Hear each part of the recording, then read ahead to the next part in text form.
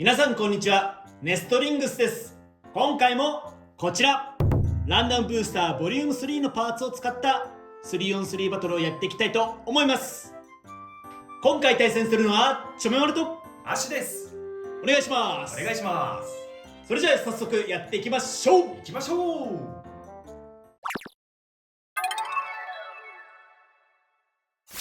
シュートポジションを決めるじゃんけんをします。最初はグー、じゃんけんぽい。レフトサイドでお互いのファーストベイ、せーの、じゃん。ベルズハンマー 470Q。 ティラノビート 980GP。 ファーストバトル、レディーセット、3、2、1、ゴーシュー。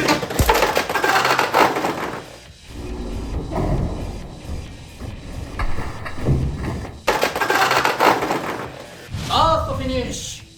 ティラノビートに2ポイント。やった。速攻だったね。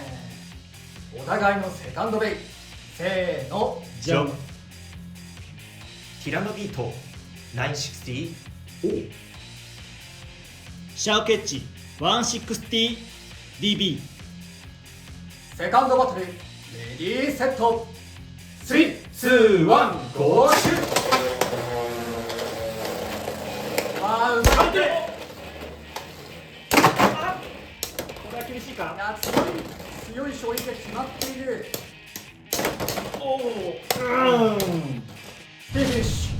ティラノビートに1ポイント。よーし。いやー、最初の衝撃良かったんだけどな、シャークエッジは。そうね、最初うまいこと逆走したけれどって感じだったね。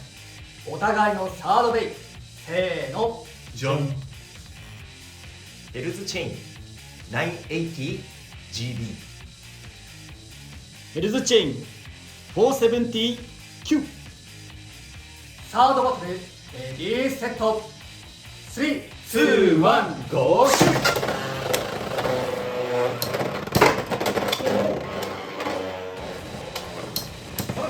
お互い真ん中です。登れないね。さあエクストリームダッシュするぞ。いや、なんか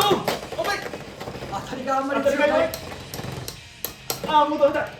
あ持久力はフェイクにはない。フィニッシュ、アッシュのベルズチェインに1ポイント。やったー。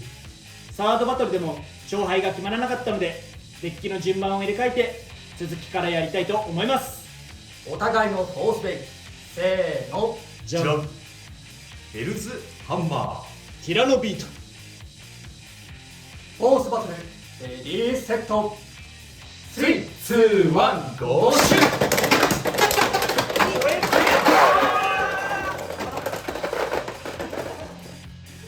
オーバーフィニッシュ、先にオーバーポケットに入ったティラノビートが負けなのでヘルズハンマーに2ポイント。ということでこの 3on3 バトルの勝者はアッシュ。ー。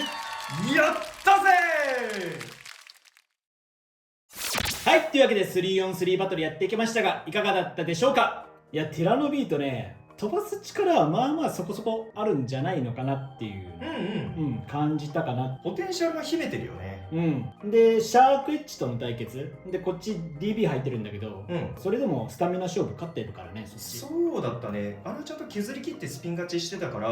まあ、ティラノビートのね良さ、ベースの良さがちゃんと出たバトルだったのかなと思いました。アッシュがティラノビートの最初に感じた感想なんですけど、まあ、見た時の形状からして相手をねこうゴツゴツ当たりにいってオーバーとかエクストリームフィニッシュできるのかなっていうベイっていう風に見てたんですけど、実際に戦ってみると大きく相手を吹っ飛ばすようなベイではないんだなって思いました。そうだね、個人的になんだけど、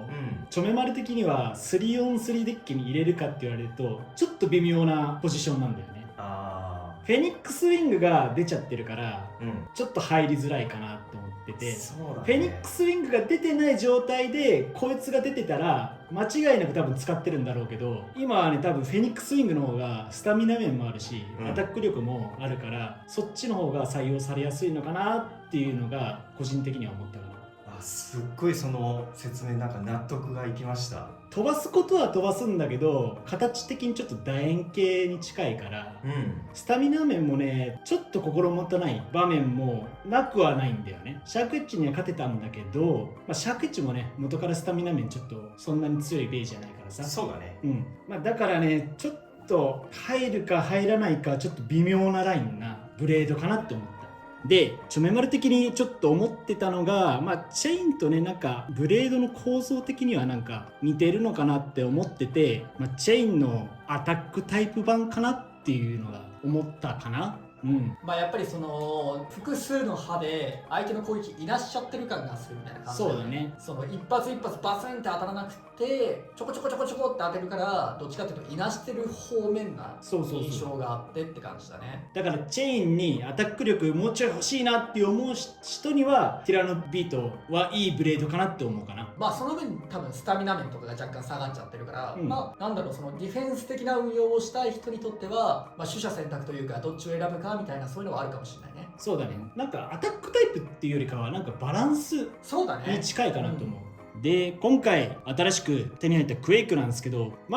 形の割には前回の動画でも言ってたんだけどエクストリームラインによく乗るかなっていう印象はあるかな。ただやっぱブレードが重たいせいでそんなに飛び跳ねないっていうのが使ってて楽しいっちゃ楽しいビットかなっては思う。そうだね。自分もヘルズハンマーにクエイクを履かせてバトルしてみたんですけど、ヘルズハンマーのねスマッシュ形状を生かすならクエイクはぴったりなんじゃないかなって思ったんですが、うまいところを見せれずどうなんでしょうね。皆さんどうなんでしょうね。真面目な話するとさ、やっぱ前回の動画でも話したけど飛ぶっていうことは地面とのさ影響を全く受けなくなっちゃうからオーバーとかエクストリームに飛んでしまうっていう弱点とか欠点もあるし、もう一つさ今その上からぶつかりに行って強いタイプのベイってあんまいないんじゃないかなと思ってて。そうだね。そのラチェットに当たるとバーストするリスクとかもあるからさ、だからあんま上からさこう殴りに行きたいって感じがしないから、そこも気になるところかもね。だからそのよっぽど片側に重量が寄ってるみたいな、もう片側めちゃめちゃ肉抜きされてて片側だけメタル満パンみたいな、そういう跳ね回るベイとかがブレードとかが今後出たらなんかすんげえ不規則な動きをするヤバいベイとかになって、クエイク面白いよねとか、なんかちょっとこうぶっ壊せるよね相手のこの試合展開をみたいな、そういうのはあるかもしれないけど、今だとちょっと使うの結構難しい感じのビットかなっていう印象ではあるね。なるほどね。その感想でちょっと納得いったのが、今回ヘルズハンマーは470でバトルしたんですけど、もしかしたらクエイクで飛び跳ねたところに470のロックのちょっと緩さも相まってバーストしてしまったのかなって今になって思いました。ラチェットに直撃しちゃったってことね、跳ねたせいで。そうだね。70系はねなんかロックが緩いのかなっていう印象があるから、それもあるのかもね。あとちょめまるから一言あるんですけど、今回のねランダムブースターねパーツの収録的には全然満足なんですよ。いいパーツ入ってて。ただねラッシュだけね再録されてないんですよね。そうなんだよ、それマジで思ってる。だってさ前回のスフィンクスカールのセレクトだっけかね、ハイテーパー入ったじゃん。で今回、同日に発売されたライノホーンとスパイクとヘルズチェインドランダガーも入ったから、これであの日に発売された新パーツの中で唯一ラッシュだけ入ってないんだよ。そうなんだよね。なんていうの、再録されてる感じは全然いいんだけど、ラッシュここ入れてもよかったんじゃないかなっていう。そう、特にさ次のランダムブースター、忍びシャドウセレクトだっけ、あれももうラインナップが公開されてるけどあそこにもないんだよね。そうなんだよね。なぜかローフラットになってて、いやあそこラッシュでもよくねって思っちゃうところはあるんだけれどね。ラッシュって今さめちゃめちゃ使われてるパーツの一つなんだよね。それこそ大会とかでもフェニックスウィングにつけたりとか、あとドランバスターにつけたりする人も多くて、かなり強力なパーツでぶっちゃけもうティア1ぐらいの性能はあるラッシュとボールぐらいがめちゃめちゃ使われる印象はあるんだけど、そのラッシュがね入手困難かつやっぱり使っていくとどんどん摩耗してって、大会出る時とかさこれもう使えませんって言われた時に予備がないともう参加できないじゃんね。失格になっちゃうから。そうね、新パーツとかはいいんだけどさ、その古いパーツで入手困難になったやつはさやっぱ定期的に再録してほしいよね。あと新しくね始めた人がその手に入らないっていうのはちょっとね悲しいかなっていう。特にその UX から始めたとかっていう時にドランバスターとかから始めてラッシュが強いらしい、おーラッシュじゃあ俺も手に入れようと思ってダガーセット買いに行ってもないんだよね。